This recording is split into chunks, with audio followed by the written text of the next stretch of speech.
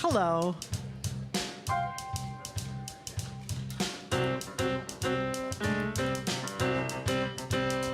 If you do this,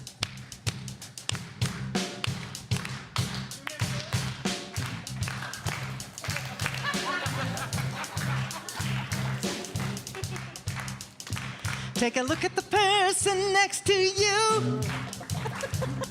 Say, God loves you and I love you too. Now feel the love in the sanctuary.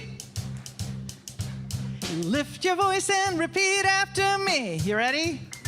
We come together. We come together. We come together. In the name of love, we come together. We come together. We come together. In the name of love.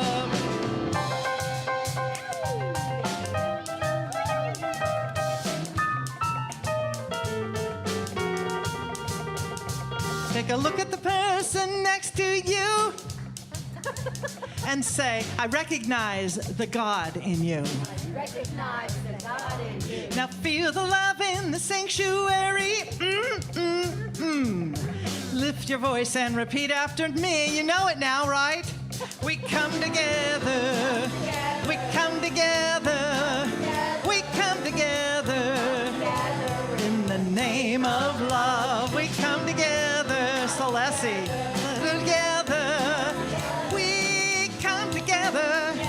In the name of love, from every walk of life, every creed and color and kinship, we reunite in honor of the God in each other. So take a look at the person next to you. Yeah, it's the same thing. And then say, Namaste, I bow to you. Now feel the love in the sanctuary. Lift your voice and repeat after me. You ready? Come together. We come together. We come together. In the name of love, we come together. We come together. Oh, we come together. In the name of love, we come together. We come together. We come together. In the name of love, we come together. We come together. We come together. In the name of love.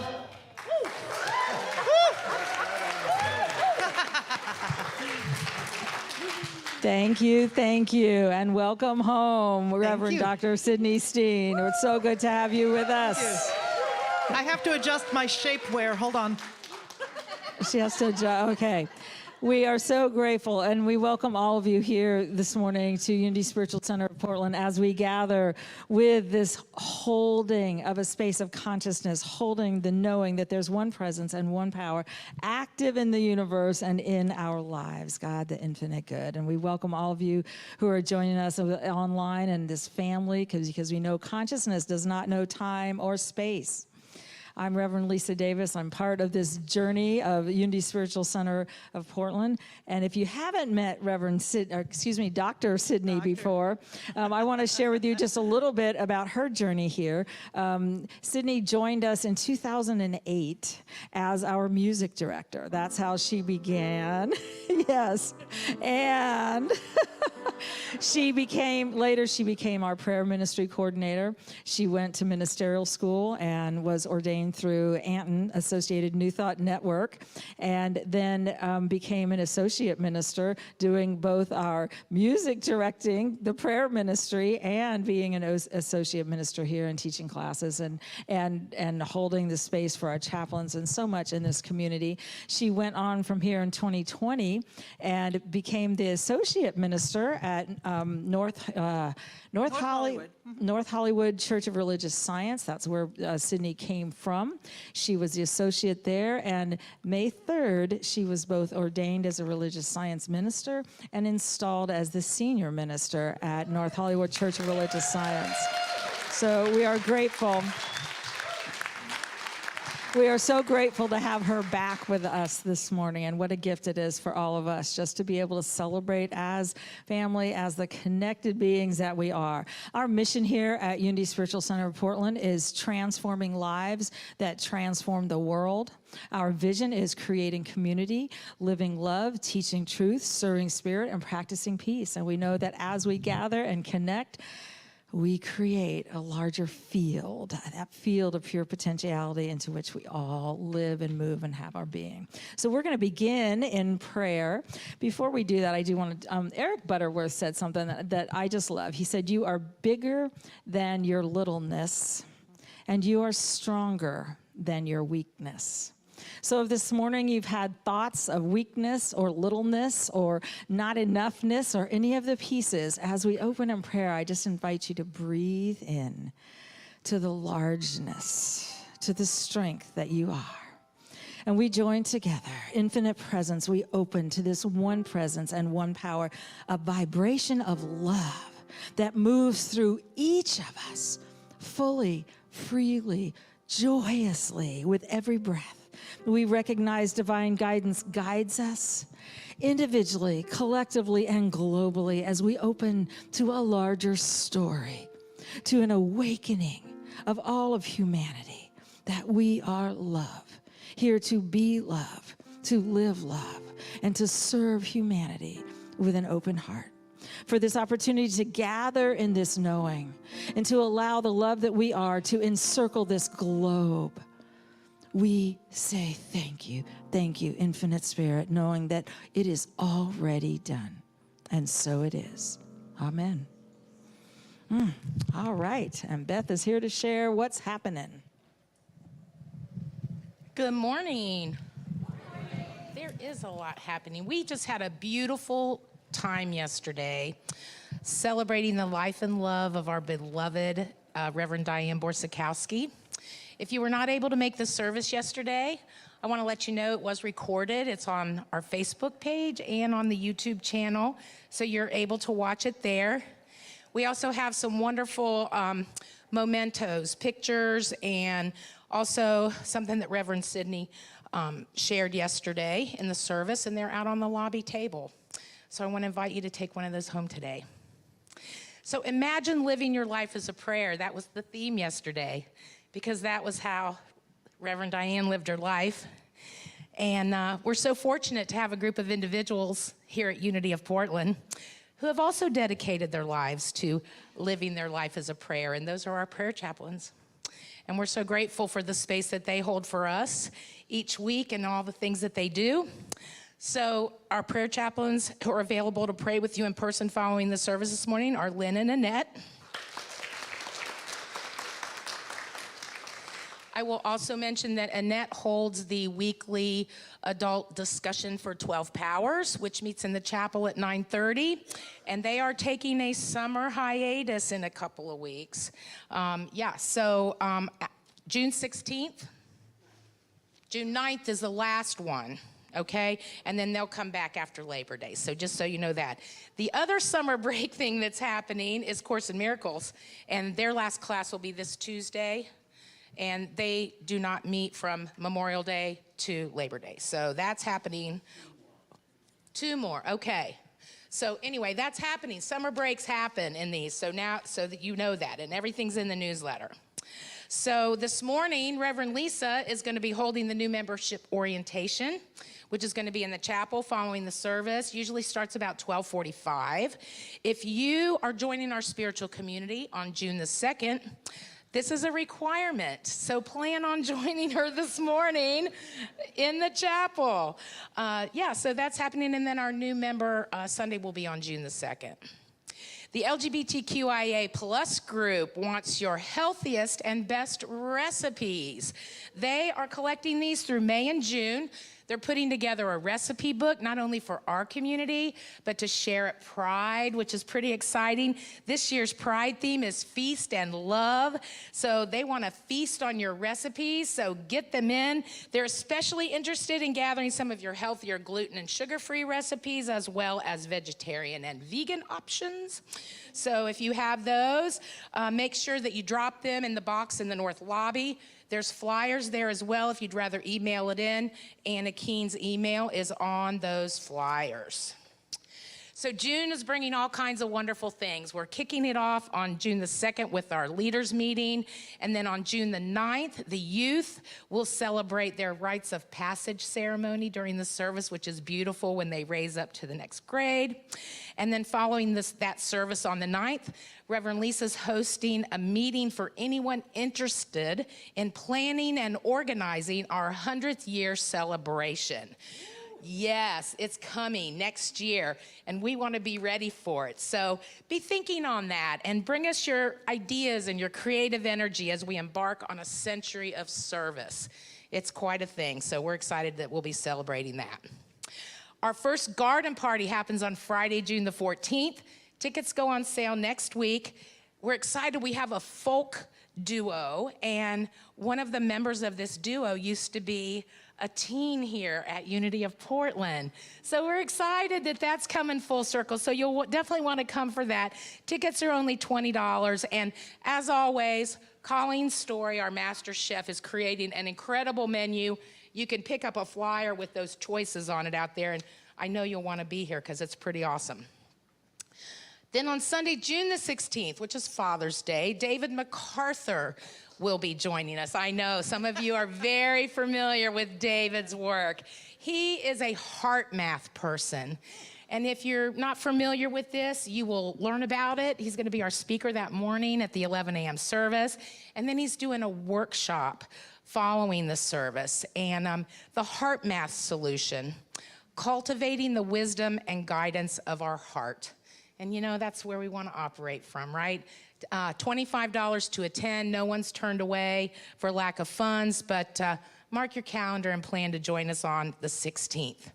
So as I mentioned earlier, all of this information is in the newsletter that gets emailed out every week. And if you're not on that list, you can get on it by simply filling out one of these neon cards. If this is your first time here, maybe you received a welcome packet when you came in the door this morning, and if not, I have ushers who have some of those, and if you'll just raise your hand up high so they can see where you're at, they would love to give you one of these. As I mentioned, just fill this out. This will get you on the mailing list. There is a rose sticker on the front. We would love for you to put that on your lapel or on your name tag so we can give you a nice warm welcome following the service.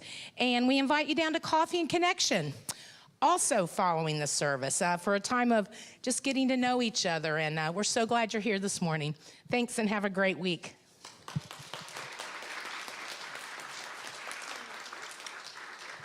Thank you, Beth. Thank you, thank you. All righty.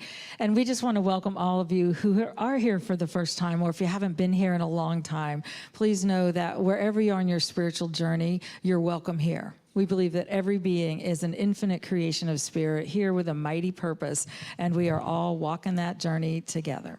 If this community works for you, I would encourage you to become a part. It's so easy to go through life and think, I've got it, I'll just get by, I can do this, and yet not be an active part of a community. And right now, one of the important things I believe that humanity is craving, and it's an inner evolutionary impulse to connect with each other, to really be a part of something larger. And so I just invite you to look at, does this community work for you, and find a way to connect and to be a part. If it does not work for you, I would encourage you to continue seeking. Find a place that will speak to you and remind you of who you are and allow you to connect with others on the journey, because all of evolution is about, it's about joining together and rising up, and that's how evolution happens on our planet. So we're thrilled to have you with us, and we are going to stand and sing. We're going to learn a new song. Oh boy. Yay. Okay, this is very easy. It goes like this.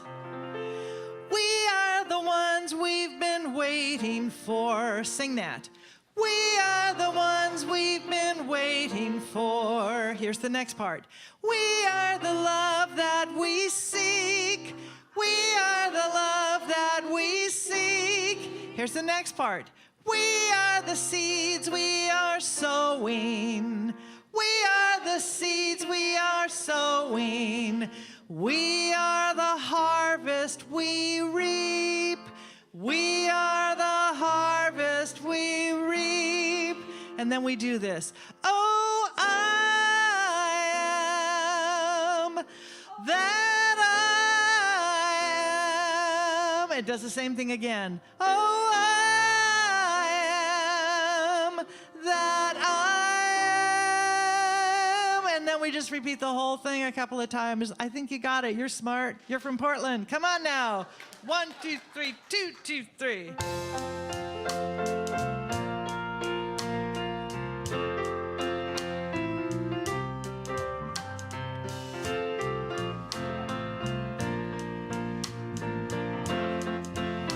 Here we go. We are the ones. We are the ones we've been waiting for. We are the love that we seek. We are the seeds we are sowing. We are the harvest we reap. Oh, I am that I am. Oh, I am that I am. We go back to the top. We are the ones we've been waiting for. We are the love that we seek. We are the seeds we are sowing. We are the harvest we reap. Oh, I am. Oh, I am that I am. Oh, I am that I am. We are the ones we've been waiting for. We are the ones we've been waiting for.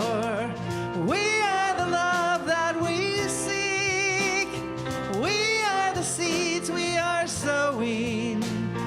We are the harvest we reap. We are the harvest. We are the harvest we reap. We are the harvest. We are the harvest we reap.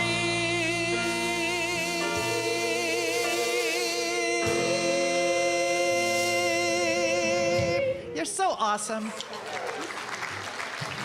And I would just invite you to turn to those around you with a namaste, a handshake, a welcome, a hug, and say, we're so happy you're with us.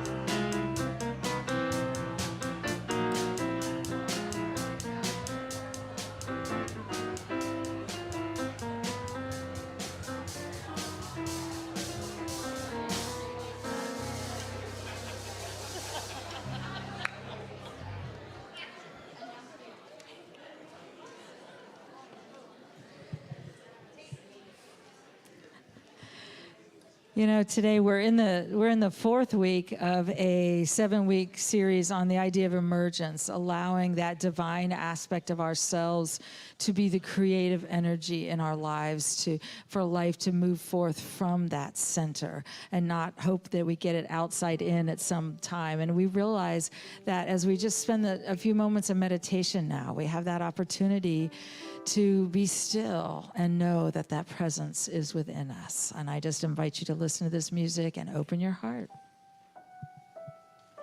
Be still now. Be still now. Be still now and know that I am God. Be still now.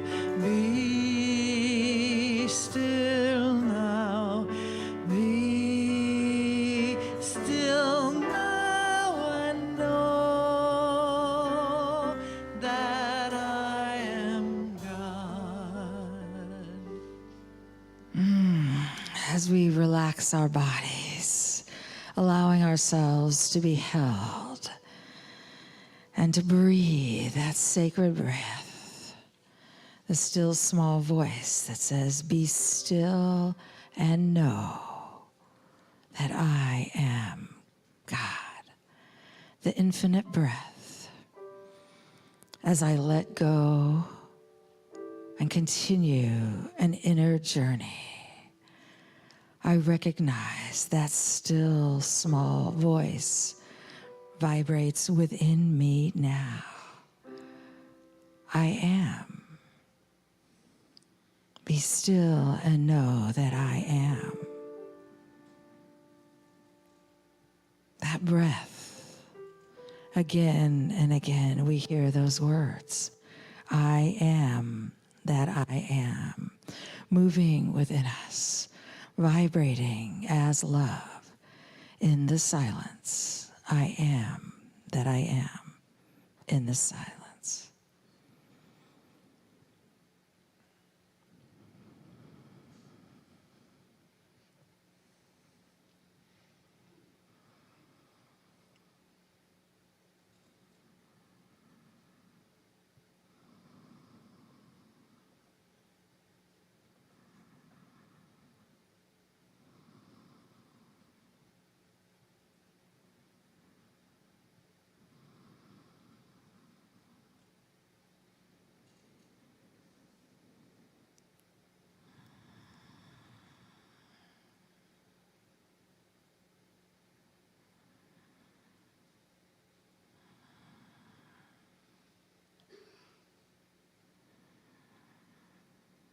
And again, we recognize that I am reminds us that I am safe, I am love, I am peace with every breath. And we simply say, thank you, Infinite Spirit. And so it is. Amen. Be still now. Be still now. Be still now and know that I am God. Be still now. Be still.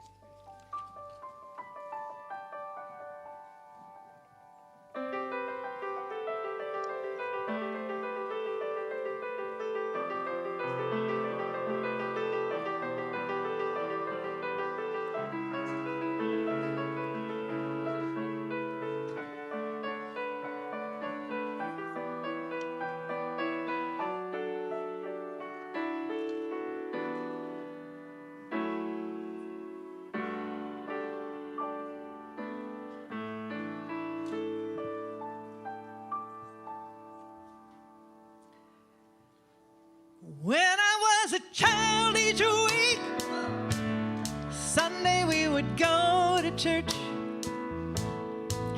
pay attention to the priest who would read the holy word. Well, consecrate the holy bread now, and everyone would kneel and pray. Today the only difference is everything is holy now. Yeah, everything,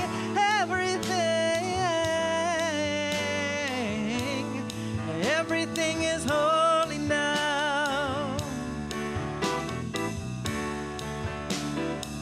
You know that when I was in Sunday school, we would learn about the time Moses split the sea in two. He really did, I said. And Jesus made the water wine. And I remember feeling sad that miracles don't seem to happen now. But now, you know what? I can't keep track, 'cause everything is holy now. Don't you know? Everything,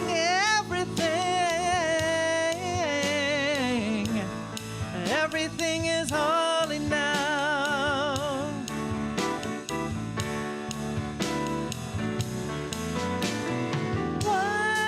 Wine from water is not so small, but an even better magic trick is that anything is here at all.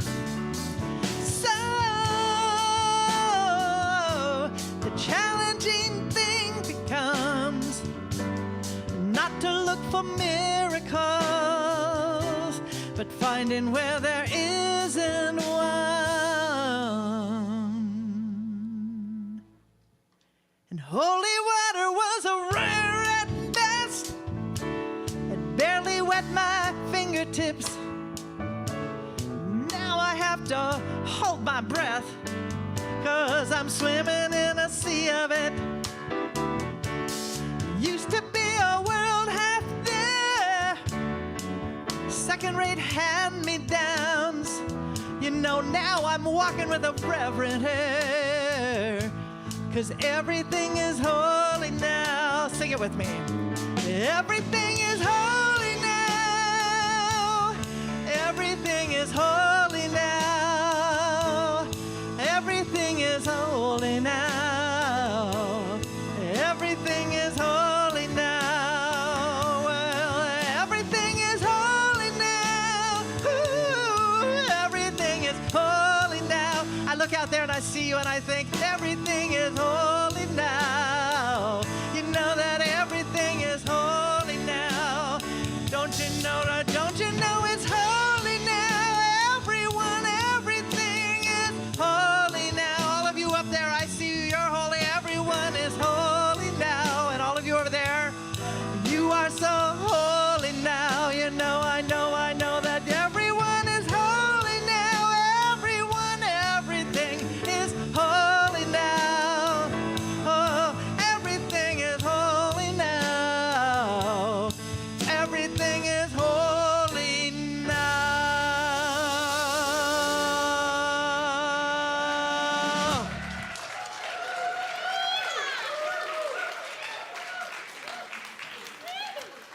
Wow. Celeste, I am so happy to see you. Oh my goodness. I'm happy to see all of you. Well, most of you. Okay, so. Okay, before I get started, has anyone ever worn this misery called shapewear? God. I thought if I wore the stuff that you don't pull up, it would be okay. So I've got the one that you pull down, and all it wants to do is just go roll in. Anyway. Hey, listen, I want to tell you something. As I was thinking about this idea that we were regarding yesterday with Diane Borsakowski, living your life as a prayer, I thought, okay, I want to get deeper on this because that's what I do. and I have an addiction to my phone, as most of us do. Metaphysical for prayer. The metaphysical meaning for prayer is communion between God and man, or woman, or human, right? Communion between God and humanity. This communion takes place in the innermost part of our being. The mystical, and this is the one that really charges me, the mystical meaning of prayer is an invocation or act that seeks to activate a rapport with a deity through deliberate communication. Activate the rapport through deliberate communication. And I'm going to add to that direct communication. Because we don't need an intercessory. We don't need someone to come in here and say, oh, well, yeah, I'll talk to God for you maybe later. That's not how this works, okay? And the idea is when we are living our lives as a prayer, every breath is communion, is connection, is listening, is that absolute calling forth and activating that intentional relationship.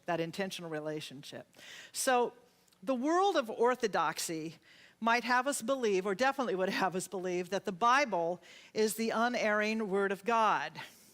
I'm going to say it's the erring Word of man, but whatever.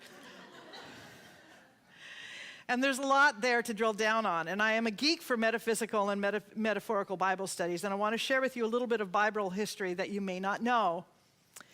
In 1631, the Wicked Bible, as it has come to be called, had a couple little errors in it.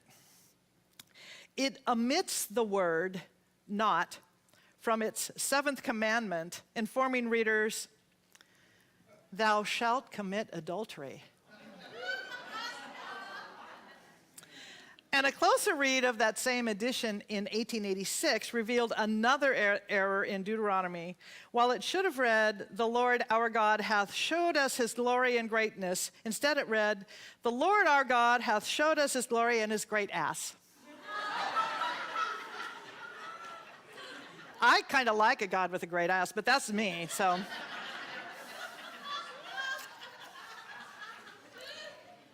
In fact, okay, so now that I'm there, we like to have physical images for the deities, for the gods, all of that. We do like to, the Sistine Chapel, right? God reaching the finger and all of that. So when I think of Jesus, I don't go for Jesus of Norway, the blonde guy. My Jesus is Jason Momoa. Yeah? Dark skin, dark hair, not from Norway, okay. So, y'all have been reading this book, Emergence, and so I was working this week on this idea of quantum planning.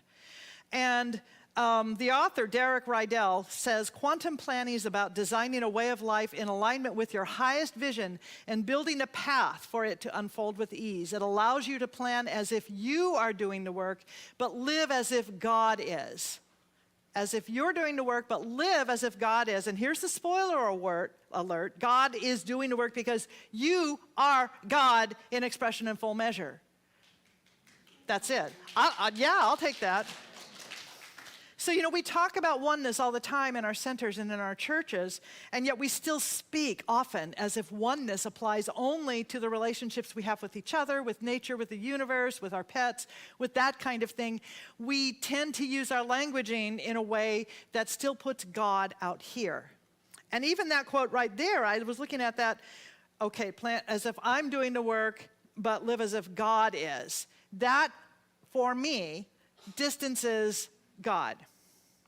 So when we are languaging when we have languaging that's anchored in separation, we are not accessing and living from our true spiritual identity. The DNA is being ignored, that true spiritual DNA. And that divine identity that we're here to reveal in full measure, full faith and credit, right? Nothing less than that. In his essay, The Oversoul, over 150 years ago, Ralph Waldo Emerson wrote these words: "We live in succession, in division, in parts, in particles. Meantime, within each of us is the soul of the whole, the wise silence, the universal beauty to which every part and particle is equally related, the eternal one. Okay, now that works for me. And this deep power in which we exist and whose beatitude is all accessible to us is not only self-sufficing and perfect in every hour, but the act of seeing and the thing seen, the seer and the spectacle, the subject and the object are one. So in other words, if I am looking out at you and saying, well, I really, really like what you're wearing, but you know, I don't know if those shoes would work for me. You know, if I am doing that, we are not living from that true awareness of the one. We are not living as that true awareness of the one. And he also wrote this: we see the world piece by piece as the sun, the moon, the animal, the tree, but the whole of which these are the shining parts. Did you know your shining parts? The whole is the soul. So what I get is that you and I, it seems, sometimes we are still efforting and working not just to believe that our plans are blessed, our talents, our dreams are blessed and affirmed by God out there, right? Well, although you guys probably bless and affirm our plans too, right? Up there in the balcony, okay. But God, that outside God, but to fully take in and live from the deep, deep knowing that any and all affirmation comes from our active living and knowing who we are and being who we are. God. You are God. Does that shock you? You are not all that God is, by the way, but all you are is God. You are not all that God is. I am not worried about you being the divine commander of my life or the divine guidance of my life, but all you are is God. That's it. That's it. I don't care if you're old or young, where you are in the gender spectrum, where you are in the cultural, religious, spiritual, whether you're an atheist or a believer, whatever it is, you are still God. You are the expression of this divine, infinite presence, which we call love, which we call light. You can call Fred. I don't care what you call it. It doesn't care what you call it. The only thing is that we respond to the call of our soul when it says, listen, I've got something for you. So the idea of a truly quantum awareness and connection means that we practice knowing the present in, as, and through us, and we practice knowing the wholeness of the presence in, as, and through us. And how do we do that? How do we do that? Well, my intention today is to offer a couple of ways, a couple of tools that will help to activate that awareness, activate that communication connection, the awareness of the connection. So one of the concepts of New Thought, and if you didn't know it, you are part of New Thought, well, you may not be, but this church is. That so catches my imagination and fires my excitement is the idea that within you and I, as creations of God, we are here and now completely designed from an already and perfect, wonderful idea. We are on this path now called a spiritual prototype. The spiritual prototype. Charles Fillmore and Emily Cady both referred to it as the innate pattern for perfection. It is within you. I want to drill down a little bit on that word perfection. This is not the perfection of the Kardashians. It's not the perfection of a new Jaguar. I've never said it like that before. BMW. It's not that perfection. It is the perfection of God, which completely is the order, the expression. Planets in their orbit, always, always. Oceans rising and falling, always, always. The sun, the moon, always, always. That's the perfection. It is the knowing, the divine harmony, the order. That is the perfection. Not my shapewear, which is really not perfect. So the big leap here is not that we keep trying to convince ourselves that we're doing it right or that we're okay or that, yes, I know I'm guided to whatever it is we're trying to do, but that we know now that we are in the kingdom of heaven or Eden or paradise or enlightenment or whatever you want to call it, that we're here now. We're here now. Here now. The vibration of life and love is constant now. By the way, I won't be talking very much about the book, so You'll have to deal with that later. The leap then is that you and I are moving into the already existent consciousness of God by quieting our argumentative minds and our egos and giving our most amazing superpower, which actually does connect with this book, okay? I forgive you, Derek. We are connecting with our most amazing superpower and giving it permission to fully inhabit our thinking. And what is that superpower? It is your imagination. It is your imagination. Your imagination, my imagination, it's your most immediate, most brilliant connection to the identity that God would have you live as pure Christ consciousness. It's your imagination that calls. So some of you have heard of a guy that I like a lot whose name is Neville Goddard. He was a mystic in the last century who taught without apology that our imagination is the Christ light at residence within us. It is always trying to bring us into a greater alignment with the innate creative genius inside. It is our imagination. It is the most immediate and imminent connection with God. That is, so when you are sitting there dreaming, God is dreaming as you. As you are feeling and thinking and creating, that is God doing all of that as you in you. So Neville Goddard's mission was to instill in us the principle that we must be now. We have to become and embody the space and the vibration for that which we desire. In other words, begin to live as that being who has already demonstrated or expressed the answered prayer. Live as that thing, live as that energy, live as that vibration, not as, well, it'll happen when I've done all the work, when I've done all the Excel spreadsheets, when I've connected with this person and that person.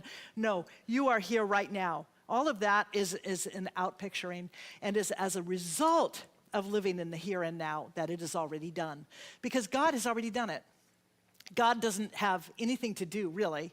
God has already done everything that it's going to do, which is to sustain this creative order in which we live, this presence, this love. How do we find that fire from heaven to think God's thoughts? How do we do that? You know, Course in Miracles says that prayer is the medium of miracles.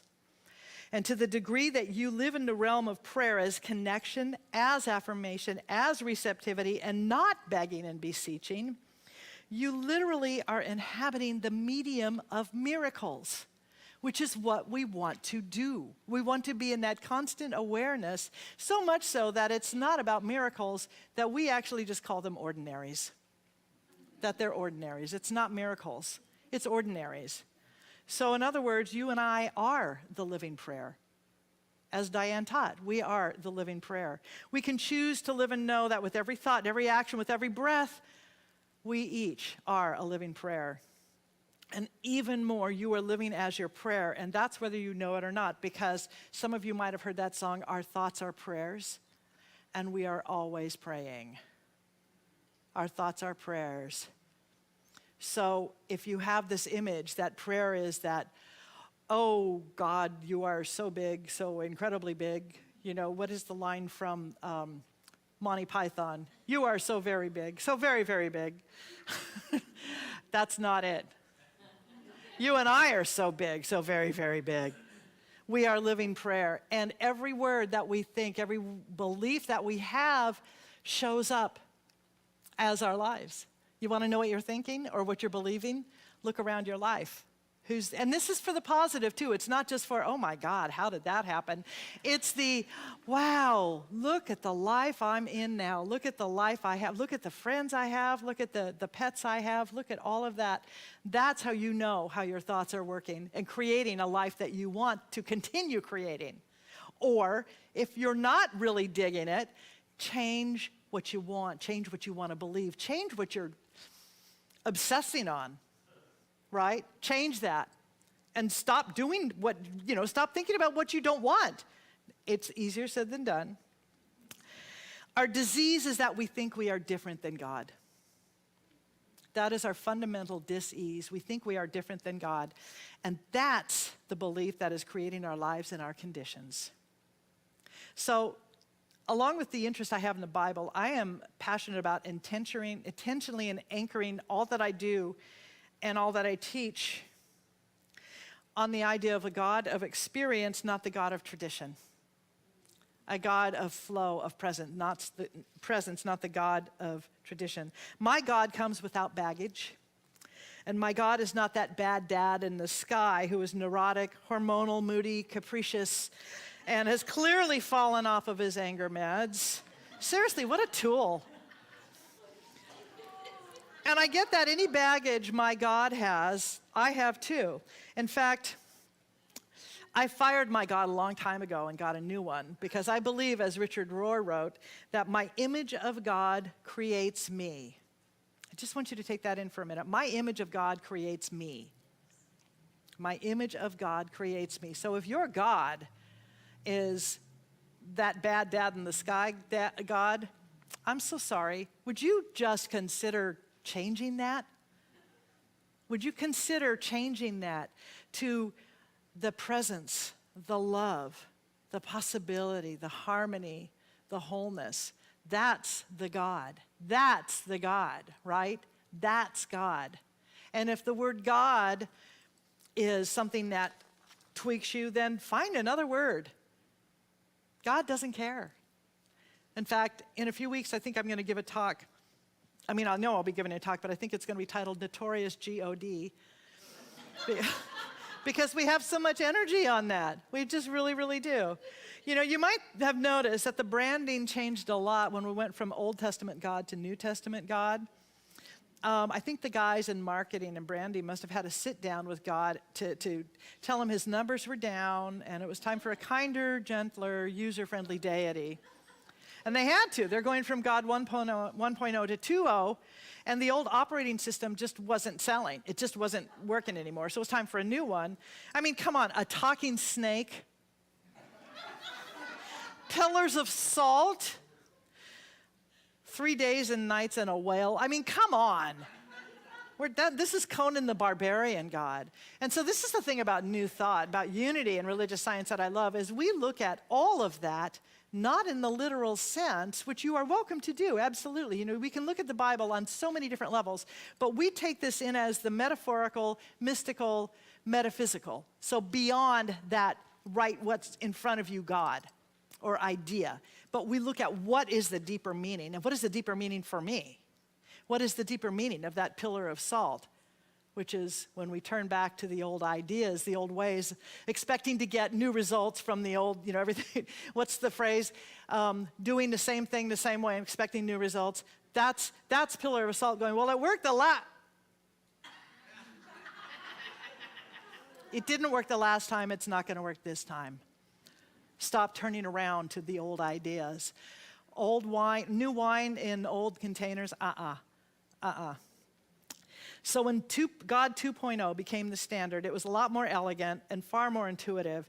In fact, the new tagline for God 2.0 was this: let this mind be in you, which was also in Christ Jesus, who being of God, thought it not robbery to be equal to God.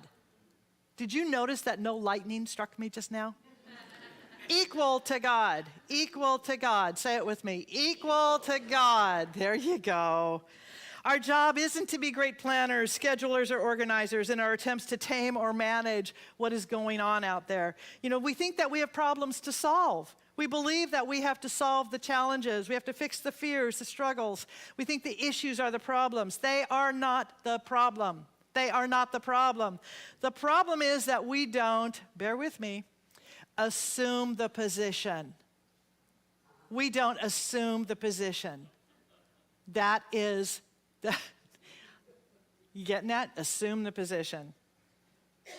Our divine assignment is to have that mind which was also in Christ Jesus. Assume the position. Our disease is that we think we are different from God. So we need to assume the position that we are the same, that which is true about God is true about me, is true about you. This is big. The commandment is to be transformed by the renewing of our minds. Be ye transformed. Be ye transformed. The commandment is not to be merely and comfortably rearranged. Be ye lightly shifted. Be ye tiny bit adjusted. That's not within the limits of your comfort zones. That is not the call. The call is to be transformed. The call is for transformation. We want transformation. We want our thinking to be so transformed that we are thinking the thoughts of God, that we recognize that we are that expression of the divine with every aspect of our being, physical, mental, spiritual, social, all of it. We must assume the position. It's exactly as Neville Goddard taught, which is that we move into now with our imagination, beginning to imagine who I am in that situation. Who am I in that demonstration? Who am I in that thing that I want? Who am I to be in that wonderful experience that I dream of? Who am I as that? Not who am I as that person who wants it and is lacking it, but who am I when I am in full harmony and in full wholeness? Who am I when I'm living in full spiritual integrity with the people around me, with my beliefs? Who am I in that? How does that feel? Oh my gosh, it feels so good. It feels so wonderful. The feeling is what gets the healing, gang. It's the feeling gets the blessing. So when we can access the feeling, how does it feel to know and to be? And this, yes, we pretend. Yes, we pretend. Thank God we can pretend. That's what our imagination is for. How does it feel to pretend that right here and right now, oh my God, this life is so awesome. And even if you get 3 seconds at a time, it's 3 seconds more than you had 6 seconds ago, right? Right? We must assume the position of that thing or that experience by becoming in our imagination and in our minds that person already living in and as the experience. Ernest Holmes called it preparing for your demonstrations. So it's not enough to have a vision or download a vision or even talk about it and excite everyone around you. You and I must be our vision. We must live into and as our vision. Richard Rohr, one of my favorite writers in the whole world, wrote, "We do not think ourselves into a new way of living. We live ourselves into a new way of thinking." I want you to hear that. We do not think ourselves into a new way of living. We live ourselves into a new way of thinking. And that's the idea. You know, we hear so much about change your thinking, change your life, change your thinking, change your life. But if we are not actively changing what we are doing and how we are living, then our thinking isn't going to do very much. It's really not. In fact, it'll feel like it doesn't work. Then we get disappointed and then we walk. This church isn't, well, it's not my church. I guess this stuff just doesn't work. The idea is that we must live as that idea, live as that vision. And remember that God always has a bigger idea. God has a bigger idea for each of us. And the bigger idea needs you and me to birth it, to be the vehicles for its, ta-da, emergence. So, one of my favorite talks that I do at Christmas time, it's different every year, but I love the title, is A Clear and Present Manger. And so you and I must be that clear and present manger. We must clean out the old thinking. We must clean out the old perceptions of ourselves and our old perceptions of God. Because when we assume the position, we are challenging ourselves to no longer be defined by the world, but to be divined by God. And there's a big difference. We have choice. We have agency here. We do not think ourselves into a new way of living. We live ourselves into a new way of thinking. So I want to let you know that the biggest block I see to our unfoldment, and learning to live as that thing that we want is our sense of worthiness for it. Are we really worthy? Are we enough? Are we enough? Are we enough for that thing that we want, for that dream, for that relationship? So here's the tool, and I might have done it here before, but I think it's been 3 or 4 years. But there's a tool for you to move beyond the mental and the ego constructs so that you can start today to live as that demonstration of your new and wondrous life. And you know, I think we complicate our teaching before I go into this. So this is going to be simple. You can access it anytime you want to experience what it feels to be loved, to be cherished. Here's the key. We treat our pets with so much affection and joy. We don't judge them. You know, we don't say, oh, God, that collar makes you look so fat. You know, we don't say that. And we don't say, oh, God, you know, for a cat, you're pretty good, but man, the other cat over there down the street, so much prettier. We don't do that. Well, if you do, I hope you stop. But when was the last time any of us cherished ourselves the way we cherish our pets? I'm trying to remember the last time I looked in the mirror and said to myself, who's a good minister? Who's a good girl? Who's a good baby? So we're going to do this for each other so you get some practice. So, Lisa, you might turn to Alan and you're going to say, who's a good teacher? Who's a good activist? And turn to each other now. Do it for each other. Who's a sweet baby? Who's a wonderful person? Come on, come on.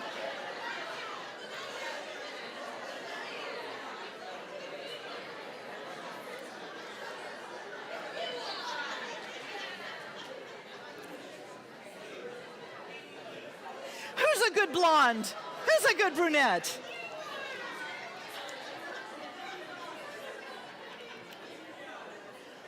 Okay, I see a couple of people here that haven't been turned to yet. So stand up, walk around. Come on now. Come on, get up. Do it to each other. Do it to each other. If you see someone sitting alone, make them uncomfortable with praise.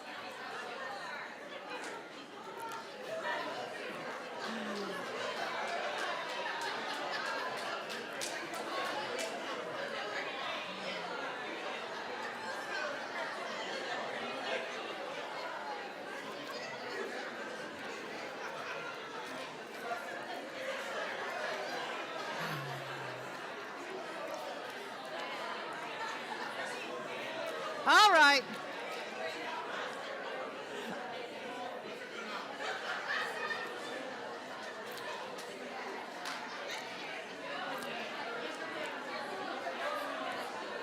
Wow, you guys really like this one, don't you? All right. I promise you can do it after the service. Sit down. That's enough. Don't make me come in there.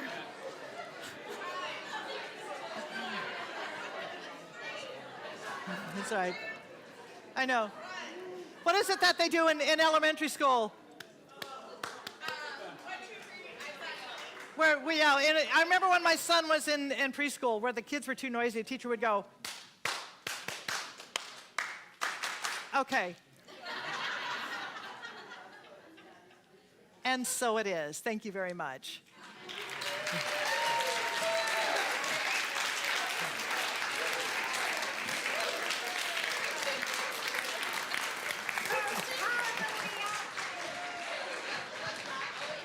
Sydney, thank you. Thank you for sharing your light.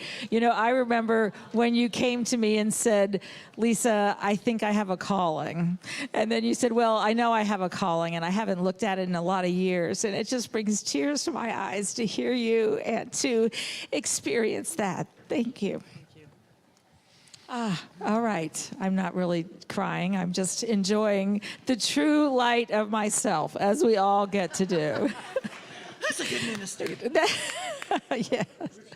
And in just a moment, we're going to receive our tithes and our love offerings. I believe that this opportunity to be a part of the generosity of the movement that happens. We are in a country where we get to hold a space for a new economy. I believe that holding a space for enough and to recognize that there is a larger understanding than we may know is so important. In a moment, we'll do that. But this right now is our month of special giving. And so I want to invite up one of our board members and chaplains. Lynn is coming up to just share a little bit, and so is Suzanne Mulcahy. So two of our board members are coming up. Well, thank you. I'm going to tell on Suzanne. She is our new board president.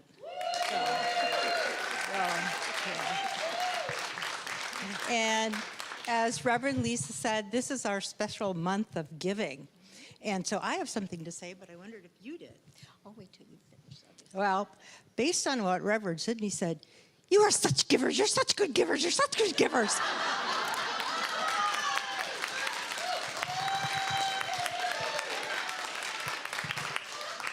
I just wanted to let you know that your contributions are not just a charitable giving. It is an investment. You're investing in this building, our staff, and the most important thing is you're investing in each other. This is our spiritual home. And this is where we come to have our spirits grow and where our learning is in a safe and wonderful environment. So please think of that when you invest. Think of it. You're investing in each other. Thank you. Thank you both. All right, and you know, our blessing works with the idea of divine love, and it's not just some divine love out there. It is the embodiment of divine love, and recognizing that is our DNA. And so we're starting this blessing with divine love as me blesses and multiplies all that I have, all that I give, and all that I receive. And so it is.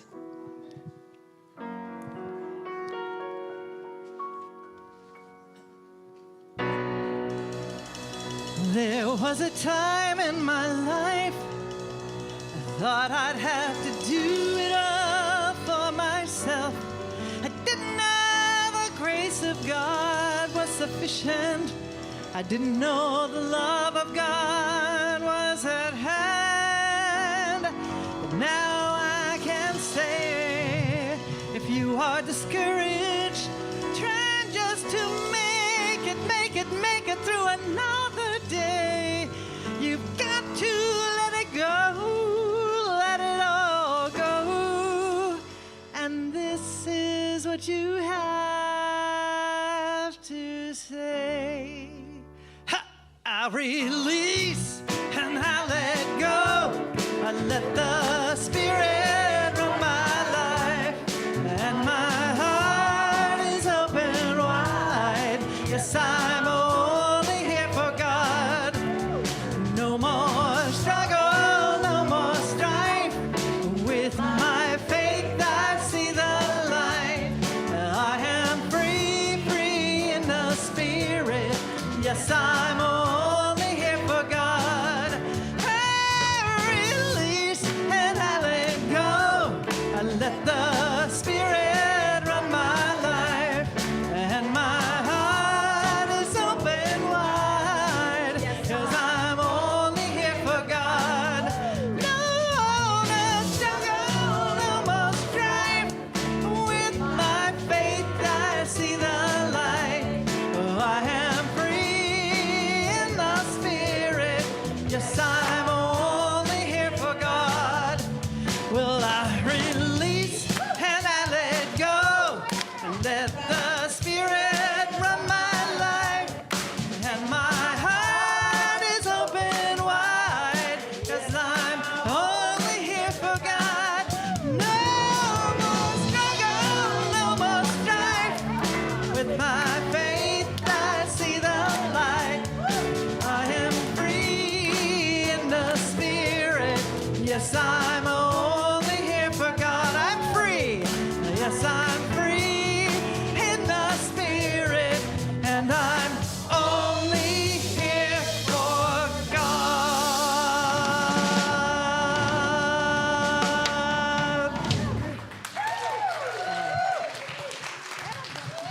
Wow.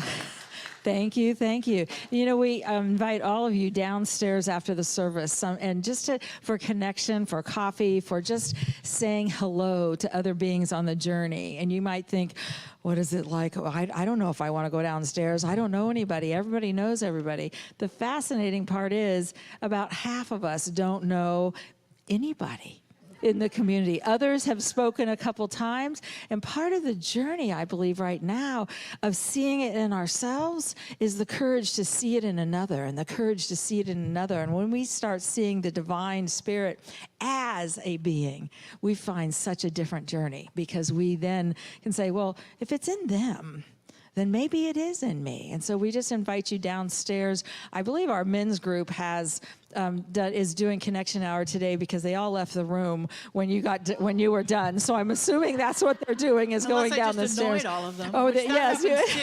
Yeah, either Talk to my that or, husband. you never know. But we hope that. And also, I'll be doing the new member orientation next door. If this is something, a lot of people say, why do you do membership? What is it? I believe membership is an inside decision to be committed to our spiritual journey. It's wonderful to be a part of something, but it means I'm staying through the pieces that sometimes are scary and difficult of changing ourselves, of transforming our lives. And so if you're interested in that, I'd invite you to just come on in. We'll be there at about 12:45, but it's an opportunity to be committed to a spiritual journey. And that to me is what membership is. And I found the universe commits to me to the level that I commit to it. That was really when, 30 years after being in a Unity church, I actually joined one. And that was the learning that I had. In just a moment, we're going to sing our youth in. And again, we get to see perfection. I'm going to invite you to create an energy field of love, to just send the love that you already are, into this center as our youth come in, because we get to see the perfection in them just as they show up. Every part of their being is perfect and whole and complete as they are. 4. Child of God, I love you. You are spirit, you are light. Child of God, you are wonderful. You are precious in my sight.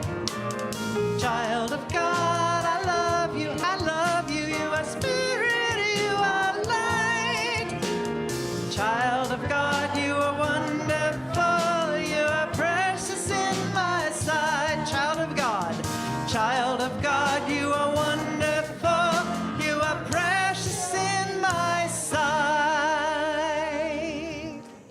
All right. Thank you. Yes, we are so happy to have you all. I have a question for you. Was she good?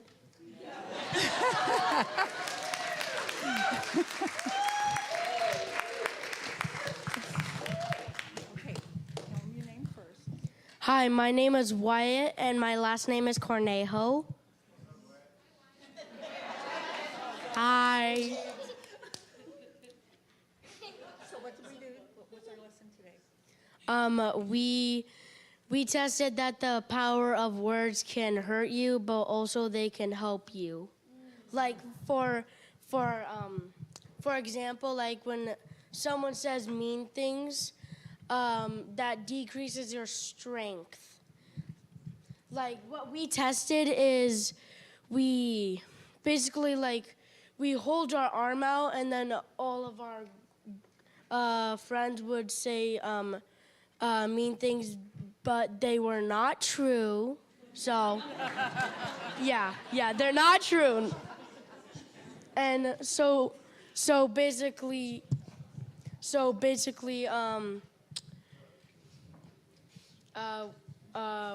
we said nice things first, then mean things, but then we said nice things, so then your kids don't come sad, like their arms droopy. Awesome. Thank awesome, you. awesome, Thank you. awesome. Thank you so much. And by the way, parents and grandparents, Kids Camp is coming up. It's for kids age 7 to 11. And that is are you guys going to do an announcement on that? These are our counselors here. So we have Kids Camp counselors here. So if you want your kids to learn some of these ideas with fabulous counselors who went as kids and now are going back again as the counselors, please be sure and talk to Barbara and Beth. All right, Brody, thank you for being here. I know you watch online every Sunday. We're so glad to have you with us this Sunday. So thank you, Brody, for being here. And as a community, we're going to stand and join hands, and we're going to set that intention for peace on our planet.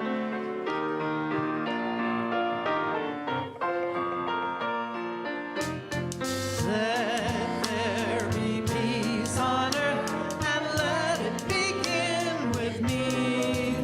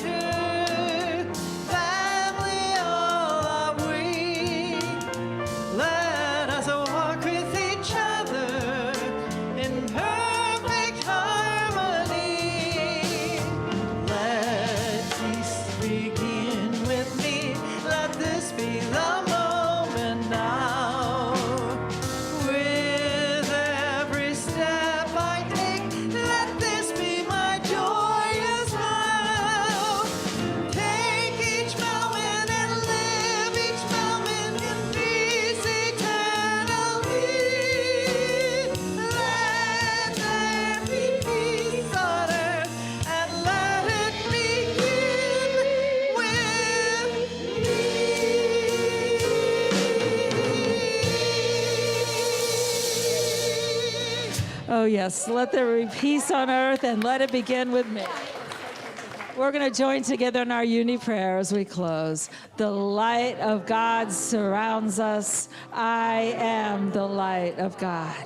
The love of God enfolds us. I am the love of God.